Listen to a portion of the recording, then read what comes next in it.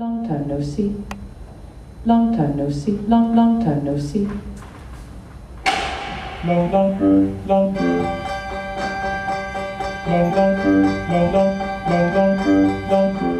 Set and Reset Reset as a project is unusual in that it's not a pure reconstruction. Dancers work with the original phrase material, the original vocabulary that's the fabric of the piece, and they work with the original instructions that were used to create the piece. But the forms that they can create are entirely new.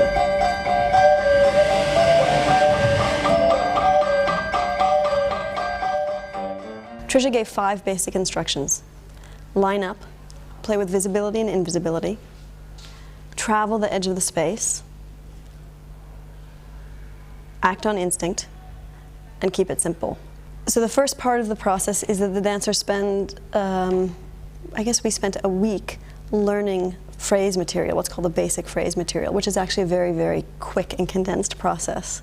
And then they start playing with it to build a facility with that material to be able to improvise and discover possibility while still remaining loyal to the meticulous detail of the phrase.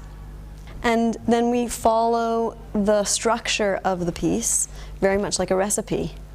And what we arrive at the end is a piece that looks and feels and functions, and I think that's the optimal word, it functions very much like the original piece, but the particulars are different.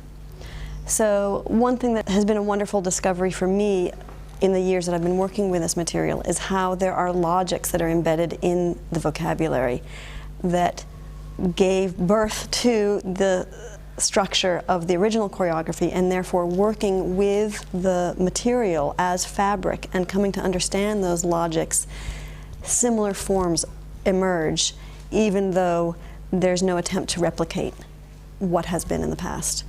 You're learning this very specific movement that was made on someone else's body who moves in a very specific way, Trisha Brown. And it's all having to do with the way your body swings, the weight of your body relating to gravity, and how you're relating to space and other people, and how you're changing the space as a group of people performing. And the material is very, very specific. So while doing the material as it's meant to be done, you're also having to be able to play and be free and kind of have fun, but still be very clear and specific with what you're doing. So lining up,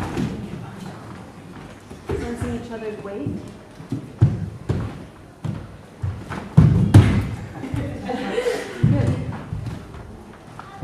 This piece is a very special piece for us to have in our rep, because it's a practical encounter with Trisha Brown for us. It's a way of understanding a little bit of her work in a very practical way. So we can understand a little bit about the idiosyncrasy of her movement, the complex coordination, the Cartesian approach to space, the geometrical aspect of the dance, in terms of directions and planes. And also gives the dancers an opportunity to do something that is very technical. I love the practicality of the work and how it functions. It is function, it's not ornament. So all of that exists in balance with the fact that it's also deeply human. It's born of our impulses and our instincts and our responses and our moods, and it's the friction between those two worlds and the two sides of the self that to me are endlessly fascinating.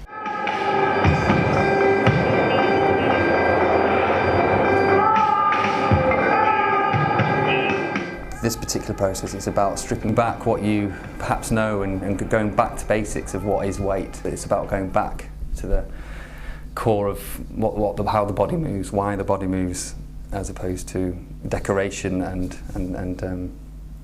gestures. It's more very simple.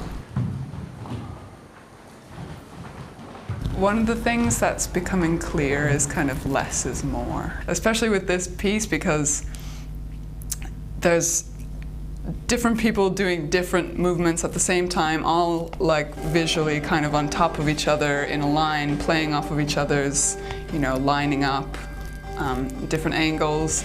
And so if you just do like the most simple thing you can think of while still, you know, keeping with the material and doing it as it's meant to be, I think sometimes that's the best choice. What often happens in the context of creating is that we go from everybody piling in, everybody canceling each other out, things being overly complicated, to realizing, oh, it's as simple as just walking myself into the space. And realizing that it's the single triangle refracted time and time again that creates this prism effect. So that it's important to continually remind ourselves, keep it simple. And it's something that I feel is one of the greatest gifts that I've taken with me from working with Trisha, is that when things go awry, I realize, oh wait, yes, the simplest point from A to B is from A to B. Don't try to ornament, don't try to fuss, just simply do it.